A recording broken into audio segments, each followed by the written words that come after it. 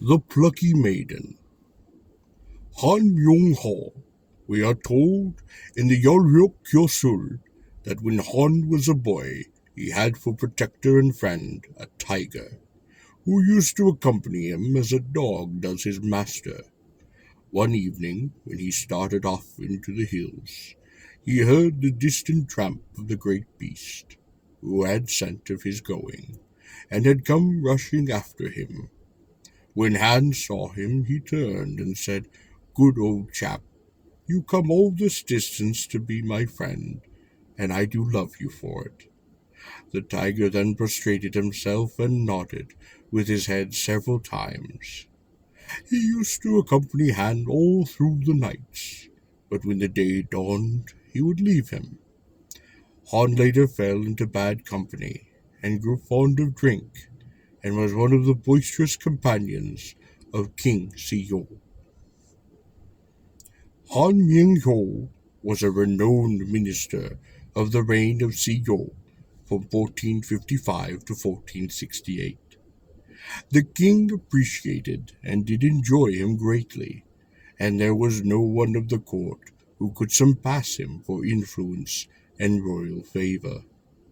Confident in his position, Han did as he pleased, wielding absolute power. At that time, like grass before the wind, the world bowed upon his coming. No one dared to utter a word of remonstrance.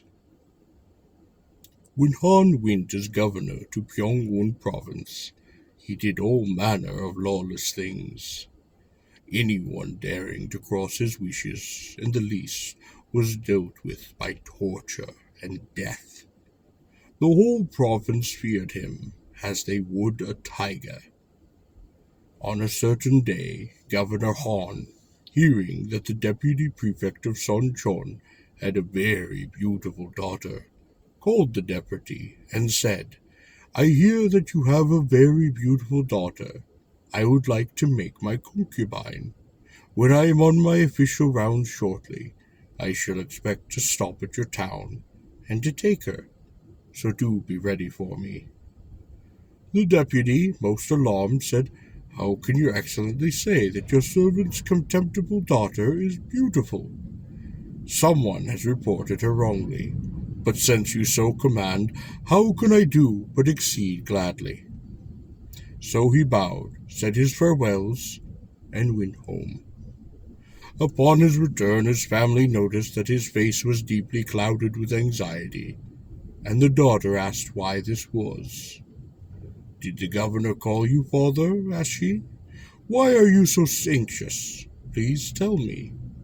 At first, fearing that she would be disturbed, he did not reply, but her repeated questions did force him, so that he spoke. "I am in trouble on your account," and then told of how the governor wanted her for his concubine. "If I had refused, I would have been killed, so I yielded. But a gentleman's daughter being made a concubine is a disgrace unheard of." The daughter made light of it, and did laugh. "Oh, why did you not think it out better than that, father? Why should a grown man lose his life for the sake of a girl? Let the daughter go. By losing one daughter and saving your life, you surely do better than saving your daughter and losing your own life. One can easily see where the greater advantage lies. Daughter does not count. Give her over. That is all. Don't for a moment think otherwise. Just put away your distresses and anxiety. We women, every one of us, are under the ban, and such things are decreed by fate. I shall accept without any opposition, so please have no anxiety. It is settled now, and you, father, must yield and follow. If you do so well, all will be well." The father sighed and spoke in reply, "Since you seem so willing, my mind is somewhat relieved." But from this time on, the whole house was deep in distress. The girl alone seemed perfectly unmoved. Not showing the slightest sign of fear, she laughed as usual. Her light, and happy laugh, and her actions seemed most wonderfully free. In a little while the governor reached Sonchon upon his rounds. He then called upon the deputy, and said, "Make ready your daughter for tomorrow, and all the things that are needed." The deputy came home and made preparations for the so-called wedding. The daughter then said, "This is not a real wedding. It is only the taking of a concubine. But still make everything ready in the way of refreshments and ceremony, as if for a real wedding." So the father did as she requested. On the day following, the governor came to the house of the deputy. He was not dressed in his official robes, but simply in the dress and hat of a commoner. When he went into the inner quarters, he did meet the daughter, and she stood straight before him. Her two hands were lifted in ceremonial form, but instead of holding a fan to hide her face, she held a sword before her. She was indeed very pretty, and he gave a great start of surprise, and asked the meaning of the blade that she held. She ordered her nurse to reply, who spoke, "Even though I am an obscure countrywoman, I do not forget that I am born of the gentry, and though your excellency is a high minister of state, still to take me by force is an unheard of dishonor. If you take me as your real and true wife, I will serve you with all my heart. But if you are determined to take me as a concubine, I shall die now by this sword, and for that reason I hold it. My life rests upon a single word from your excellency. Speak it, please, before I myself decide." The governor, though a man who observed no ceremony, and never did brook a question, when he saw how beautiful and how determined this maiden was, fell a victim to her at once, and said, "If you so decide, then, of course, I will make you my true wife." Her answer was, "If you truly mean it, then please withdraw and write out the certificate. Send me the gifts, provide the goose, dress upon the proper way. Come, and let us go through this required ceremony. Let us drink the pledge glass, and be wed." The governor did all as she suggested, and carried out the forms to the letter, and they were indeed married. She was not only a very pretty woman, but upright and true of soul. She was a rare person indeed.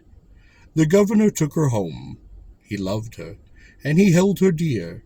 He had, however, a real wife before, and other concubines. But he did set them all aside, and fixed his affections upon this one. She remonstrated with him over his wrongs and unrighteous acts, and he did listen, and he did make improvement. The world took note of it, and praised her as a true and wonderful wife. She counted herself the true wife, but the first wife treated her as a concubine, and all the relatives said likewise that she could never be considered the true wife. At the time, King Sihol, frequently in the dress of a commoner, used to visit Han's house. Han would entertain him royally with refreshments, which his wife used to bring and offer before him. He did call her his little sister, and on a certain day King Sihol, as he was accustomed, came to the house.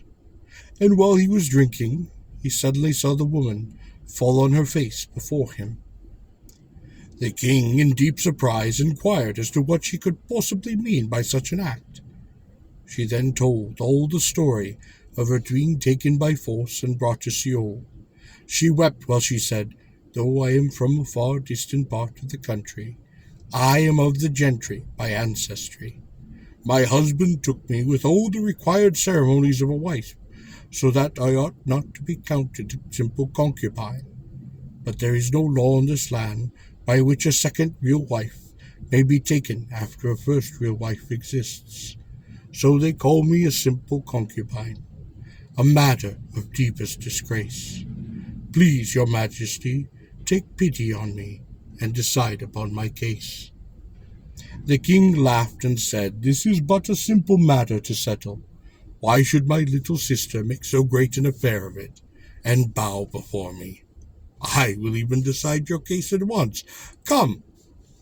He then wrote out with his own hand a document solidifying her as a true wife, and her children eligible for the highest office. He wrote it, he signed it, he stamped it, and he gave it to her. From that time on, she was known as a real wife, in rank and standing equal to the first one. No further word was ever slightly spoken, and their children all shared in the affairs of state.